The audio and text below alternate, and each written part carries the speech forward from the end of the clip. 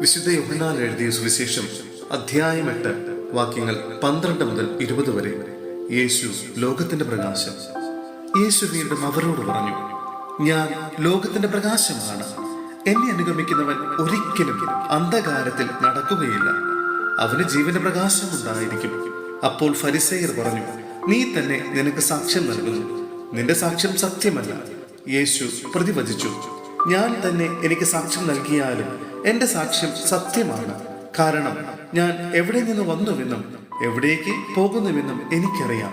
എന്നാൽ ഞാൻ എവിടെ നിന്ന് വരുന്നുവെന്നും എവിടേക്ക് പോകുന്നുവെന്നും നിങ്ങൾ അറിയുന്നില്ല. നിങ്ങളുടെ വിധി മാനുഷികമാണ്, ഞാൻ ആരെയും വിധിക്കുന്നില്ല. ഞാൻ വിധിക്കുന്നെങ്കിൽ തന്നെ എന്റെ വിധി സത്യമാണ്. കാരണം ഞാൻ തനിച്ചല്ല, എന്നെ അയച്ച പിതാവും എന്നോട് കൂടെയുണ്ട്. രണ്ടുപേരുടെ സാക്ഷ്യം സത്യമാണെന്ന് നിങ്ങളുടെ നിയമത്തിൽ തന്നെ എഴുതിയിട്ടുണ്ടല്ലോ.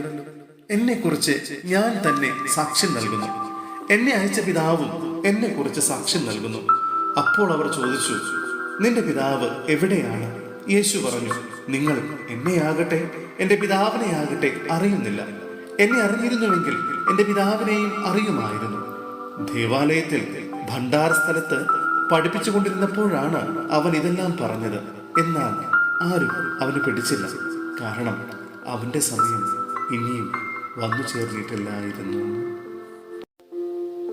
സഹോദരരെ, വിശുദ്ധ യോഹന്നാൻ എഴുതിയ 1-ാം ലേഖനം അധ്യായം 1 വാക്യങ്ങൾ 1 മുതൽ 7 വരെ. ജീവന്റെ വചനം.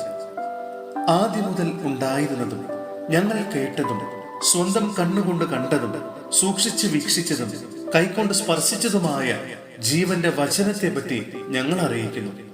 ജീവൻ വെളിപ്പെട്ടു, ഞങ്ങൾ അത് കണ്ടു, അതിന് സാക്ഷ്യം നൽകുകയും ചെയ്യുന്നു. പിതാവിനോടുകൂടെ ആയിരുന്നതും ഞങ്ങൾക്ക് വെളിപ്പെട്ടതുമായ നിത്യജീവൻ ഞങ്ങൾ നിങ്ങളോട് പ്രഘോഷിക്കുന്നു.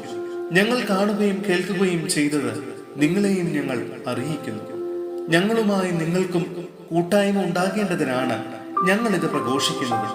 ഞങ്ങളുടെ കൂട്ടായ്മയാകട്ടെ പിതാവിനോടും അവിടുത്തെ പുത്രനായ യേശു ക്രിസ്തുവിനോടുമാണ്. ഞങ്ങൾ ഇതെഴുതുന്നത് ഞങ്ങളുടെ സന്തോഷം പൂർണ്ണമാകാനാണ്. ദൈവം പ്രകാശമാണ്. ഇതാണ് ഞങ്ങൾ അവനിൽ നിന്ന് കേൾക്കുകയും നിങ്ങളോട് പ്രഖ്യാപിക്കുകയും ചെയ്യുന്ന സന്ദേശം. ദൈവം പ്രകാശമാണ്, ദൈവത്തിൽ അന്ധകാരമില്ല. അവിടുത്തോട് കൂട്ടായ്മയുണ്ടെന്ന് പറയുകയും അതേസമയം അന്ധകാരത്തിൽ നടക്കുകയും ചെയ്താൽ നാം വ്യാജം പറയുന്നവരാകും, സത്യം പ്രവർത്തിക്കുന്നുമില്ല.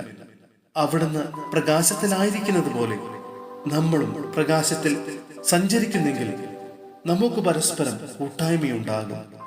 അവിടുത്തെ പുത്രനായ യേശുവിന്റെ രക്തം എല്ലാ പാപങ്ങളിൽ നിന്ന് നമ്മെ ശുദ്ധീകരിക്കുന്നു.